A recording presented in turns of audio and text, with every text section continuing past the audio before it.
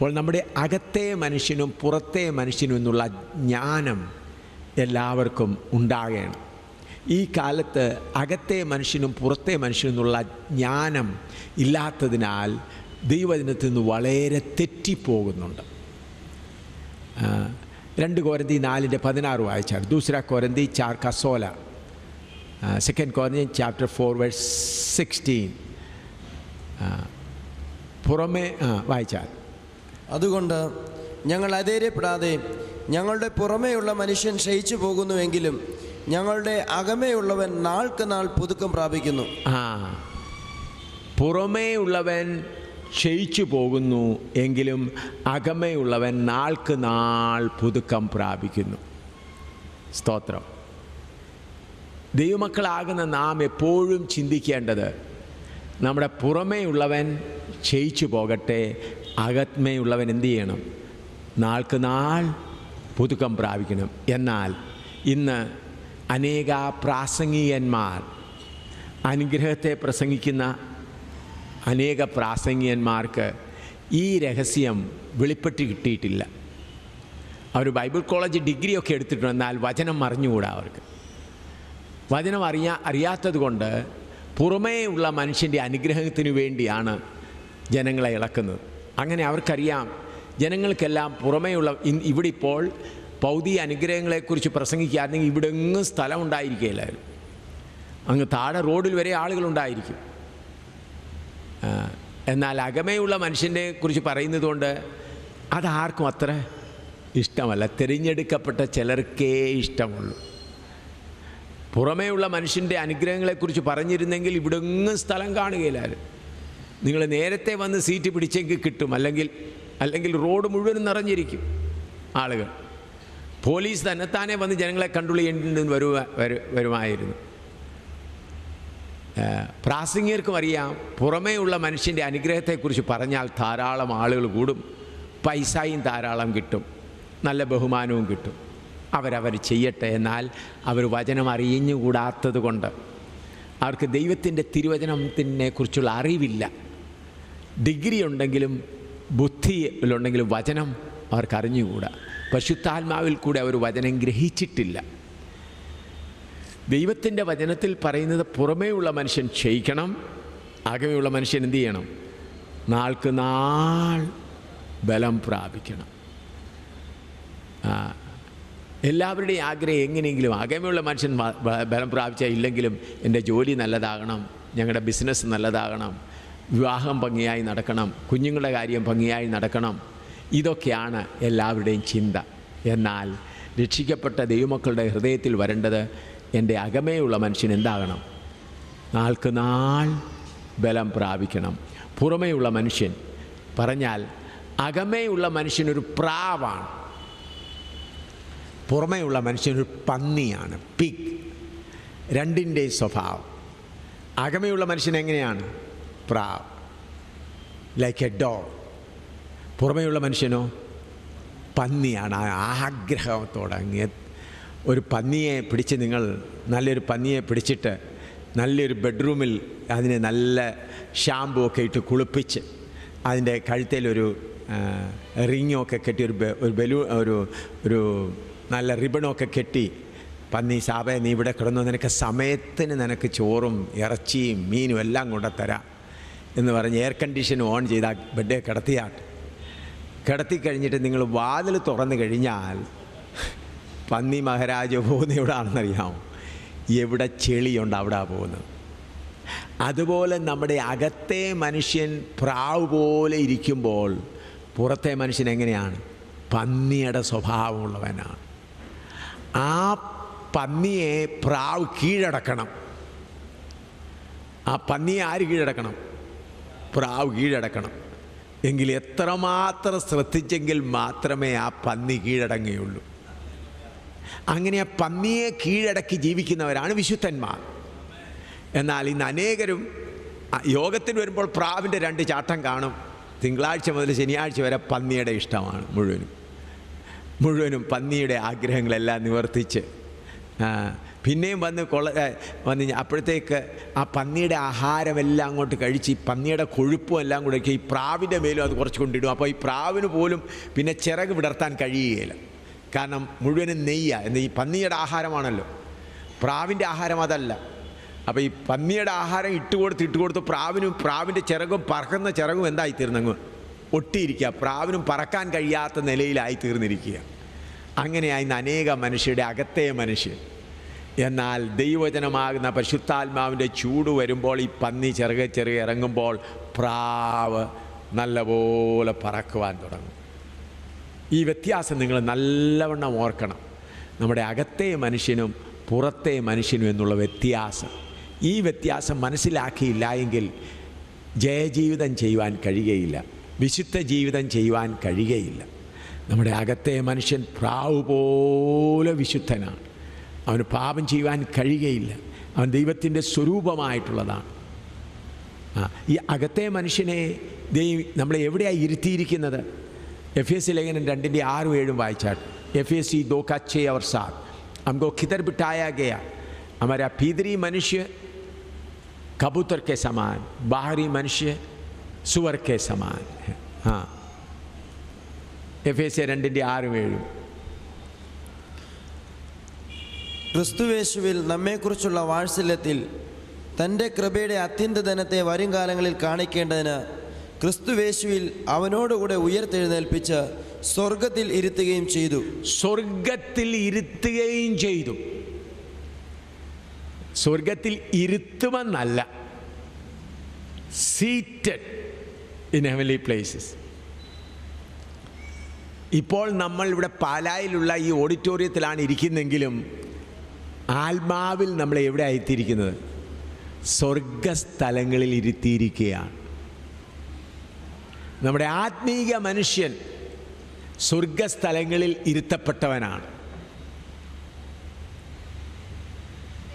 ഈ കാര്യം നമ്മുടെ ഹൃദയങ്ങളിൽ ആഴമായി ഇരിക്കണം. ഇതിന് നമ്മൾ കുഴിയിൽ കിടന്നവരായിരുന്നു, പാപക്കുഴിയിൽ കിടന്നവരായിരുന്നു.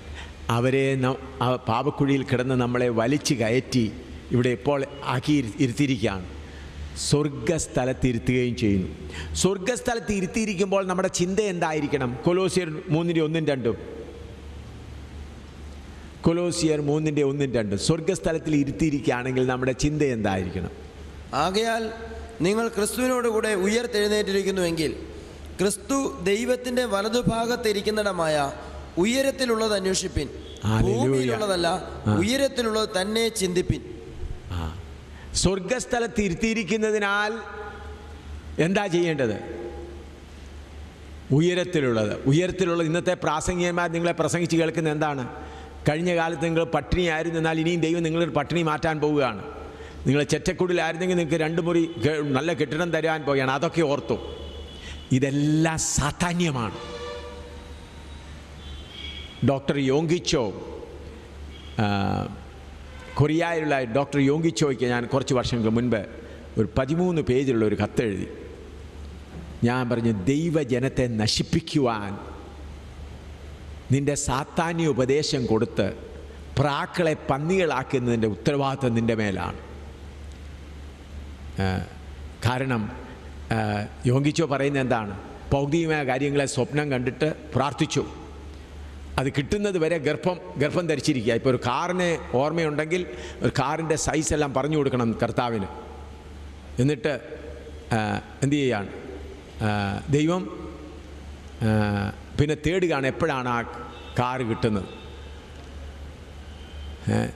അതുവരെ വിശ്വാസം. പത്താൻകോട്ട് എന്ന് പറയുന്ന ഞങ്ങളുടെ ഒരു സഭയിൽ, പാസ്റ്റർ ജേക്കബ് ജോണിൻ്റെ ഒരു സഭയിൽ അവിടെ ഒരു കൺവെൻഷൻ നടക്കുകയാണ്. കേരളത്തിൽ നിന്ന് വലിയൊരു പ്രാസംഗികൻ അവിടെ വന്നു. ഞാൻ പറഞ്ഞു, ഞാൻ പല യോഗങ്ങളിൽ പല സ്ഥലങ്ങളിൽ ഞാൻ ശനിയാഴ്ച മാത്രമേ വരികയുള്ളൂ. അപ്പം കേരളത്തിൽ വന്ന ആ കർത്താവിൻ്റെ ദാസൻ വചനം പ്രസംഗിച്ചോളട്ടെ, ഞാൻ ഒടുവിലത്തെ ദിവസം വരാൻ എനിക്ക് സമയമുണ്ടാവും എന്ന് പറഞ്ഞു. ഞാൻ ഒടുവിലത്തെ ദിവസം ചെന്നു. അപ്പോൾ ആദ്യമേ ആ കർത്താവിൻ്റെ ദാസൻ വചനം പ്രസംഗിച്ചുകൊണ്ടിരിക്കുക. കേരളത്തിൽ നിന്ന് വന്ന നല്ലൊരു കർത്താവിൻ്റെ ദാസനാണ്. അപ്പോൾ ആ കർത്താവിൻ്റെ ദാസൻ ചൊവ്വാഴ്ച മുതൽ തുടങ്ങിയ യോഗമാണ്. എല്ലാ ദിവസവും അദ്ദേഹം തന്നെയാണ് പ്രസംഗിച്ചുകൊണ്ടിരിക്കുന്നത്. അപ്പോൾ ശനിയാഴ്ച ഒടുവിലത്തെ യോഗമാണ്, പുള്ളിക്കാരൻ പ്രസംഗിക്കുകയാണ്.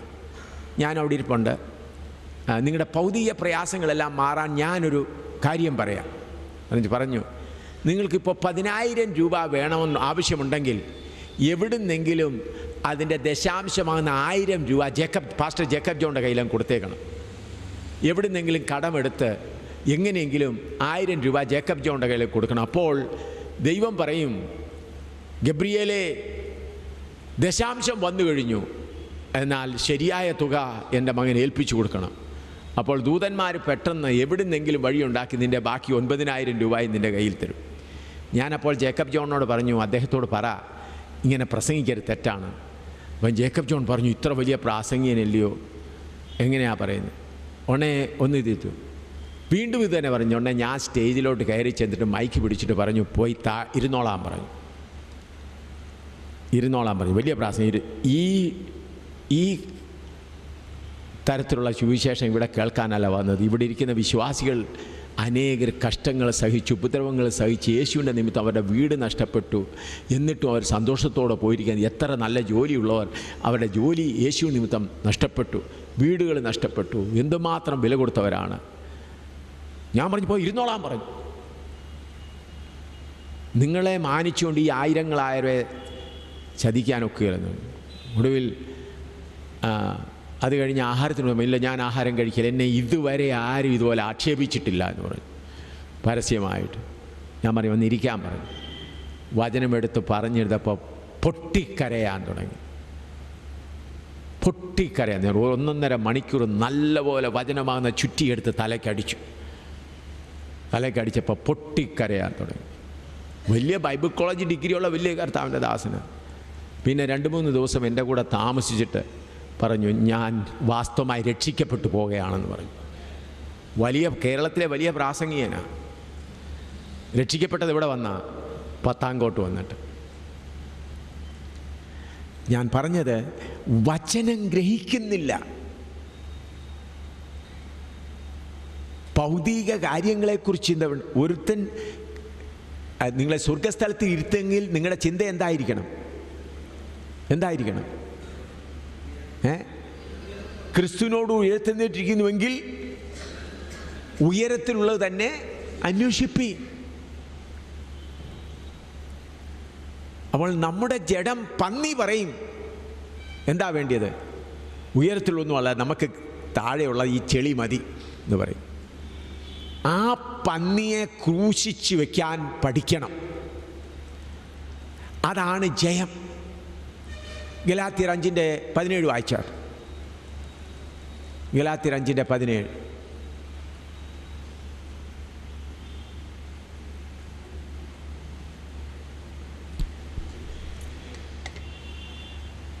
ജഡാഭിലാഷം ആത്മാവിനും ആത്മാഭിലാഷം ജഡത്തിനും വിരോധമായിരിക്കുന്നു.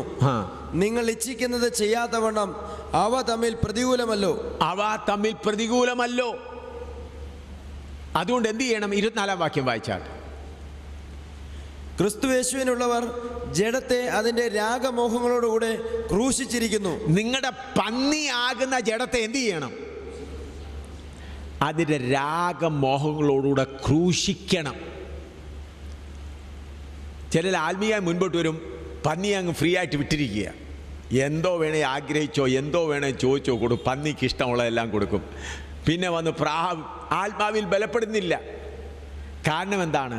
പന്നിയെ ക്രൂശിക്കാൻ പഠിപ്പിക്കുന്നില്ല. ഇന്നത്തെ പ്രാസംഗികന്മാരെല്ലാം പന്നിക്ക് ആഹാരമാണ് കൊടുക്കുന്നത്. പ്രാർത്ഥിച്ചോ, സ്തോത്രം പറഞ്ഞോ, നിനക്ക് വീട് കിട്ടും, നിനക്ക് വസ്തു കിട്ടും, നിനക്ക് ജോലി കിട്ടും, ഇതെല്ലാം യേശുവിൻ്റെ അടുക്കൽ വന്നാൽ ഇതെല്ലാം കിട്ടും. അപ്പോൾ പന്നിക്കുള്ള കൊഴുപ്പ്. അപ്പോൾ പന്നിയുടെ കൂട്ടത്തിൻ്റെ ബഹളമായി ഇന്നത്തെ വലിയ വലിയ കൺവെൻഷനുകൾ കാണുന്നത്. പന്നി കിടന്ന് മുക്കറായിടുന്നതാണ് കേൾക്കുന്നത്.